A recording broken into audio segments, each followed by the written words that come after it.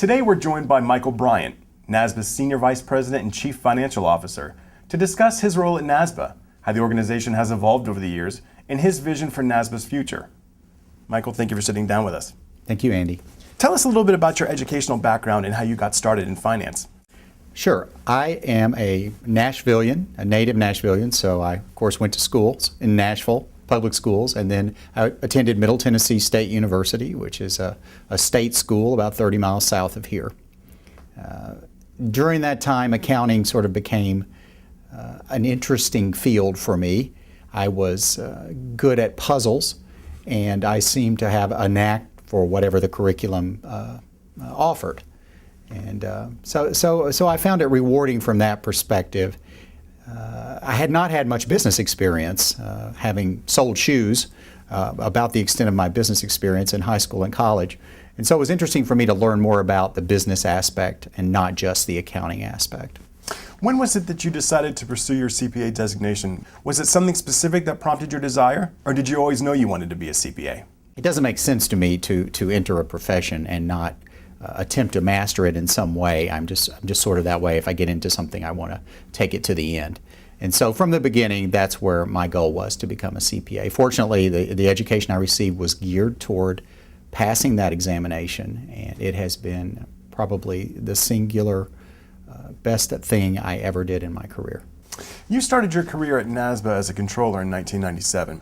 From a financial standpoint, how have the financials of the organization changed over the years, particularly after the organization relocated to Nashville from New York that same year? You know, it's a much different organization than it was back in 1997.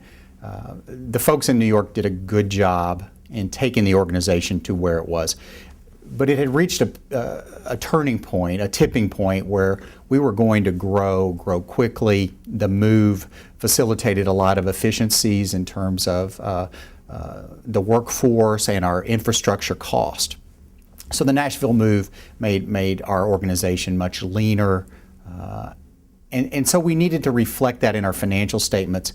Particularly our committee and our board felt like we needed more presentation to them about the operation so that they could assist us with our strategy and where the organization was going from a financial standpoint. You became NASBA's Chief Financial Officer in 2007, earned your Executive MBA from the Vanderbilt Owen Graduate School of Management in 2010, and added Senior Vice President to your title in January 2012.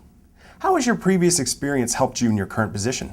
Seeing how we built value through a subsidiary, seeing how we could transform to improve the entire experience for boards and candidates, that experience allowed me to see NASBA from a higher perspective, from a perspective where we could really serve the public trust. We could serve our stakeholders, whether they be candidates, the boards, our employees, our community. We saw an organization that grew and grew in so many ways. And so that experience under David Costello helped prepare me for Senior Vice President. When Ken became CEO, we had a very heart-to-heart conversation about where he wanted to take things. And fortunately, he wanted me to be a part of that team. And so I'm really honored to first get to work for David and see him build the organization, and now see Ken take this solid organization and refocus it on what the state boards want. It's continually a place where I've grown, I've gotten good experience, and I continue to learn. Part of your expanded role as Senior Vice President includes working with NASBA's top executives to follow through on the group's strategies. Can you tell us about some recent initiatives to further promote these strategies? When you think about strategy, you have to talk about mission as well. And of course, our mission is to enhance the effectiveness of the state boards of accountancy. That always has to be our focus. But that's a broad umbrella. And so when you get to the strategy piece, now you're talking about, well, what are the concrete steps? What are the objectives that we need to reach for to reach our mission? So from a strategic standpoint, you have to look at what are our resources, what are we good at, or the buzzword is core competencies, and then how do we pull those together in an effective way so we can fulfill our mission, and also so that we can be responsible and accountable to our stakeholders, the boards, again, our employees, the profession, the public. To me, that's what's exciting about strategy. It's not so much like a for-profit where you're in the marketplace and it's much more competitive and cutthroat. We have a strategy to fulfill a mission that protects the public. And that's very energizing. That's very exciting. You are also the Chief Financial Officer of the NASBA Center for the Public Trust. How important is the mission of the Center for the Public Trust to NASBA's future? It's essential. Prior to having the Center for the Public Trust, NASBA had an ethics committee and several programs going on under that umbrella. I think the Center for the Public Trust does a much better job of articulating that trust is what NASBA is all about, and that protecting the public is what the state boards are all about. So I think the Center for the Public Trust, the student centers, the ethics network, they are all key to what NASBA is about, which is serving the boards who are about protecting the public trust. U.S. Department of Labor statistics predict that the number of accounting jobs nationwide will grow by 18% by the year 2016. Some states, like Kentucky, for example, several trends point to a possible shortage of accounting positions in the future due to either increasing age or retirement. Do you think enough is being done to promote the benefits of the accounting profession to prospective students? It's such a varied profession. I'm not sure we get across the message of how varied your career in accounting can be. Do you want to be in management? Do you want to be working for a particular nonprofit that you have a passion for? Do you want to travel the world? Do you want to strengthen governments through internal control implementations?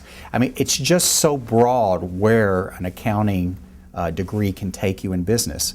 You may just want to use it as a foundation for another jump to CEO, to a relationship type organizational executive position.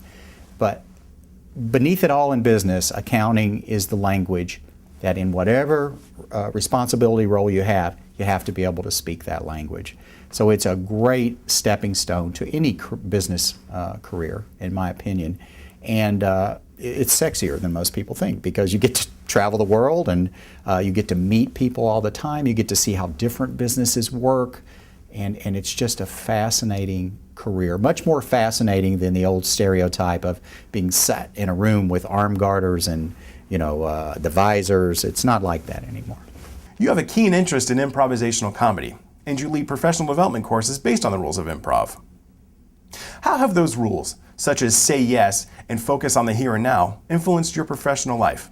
The rules of improv really help you listen to your partners, whether that's on stage or in a committee meeting. It helps you to listen to them, not to be pre-planning, but to really build something together. Something I think is going to be more powerful than if you just took it on by yourself. And what we find is people can take some very simple rules like say yes into meetings, or listen and then build something together, don't listen and deny. And really we see people go, wow, this process will help us get to either the solving of a problem or creation of something new. You are the proud father of 2 children.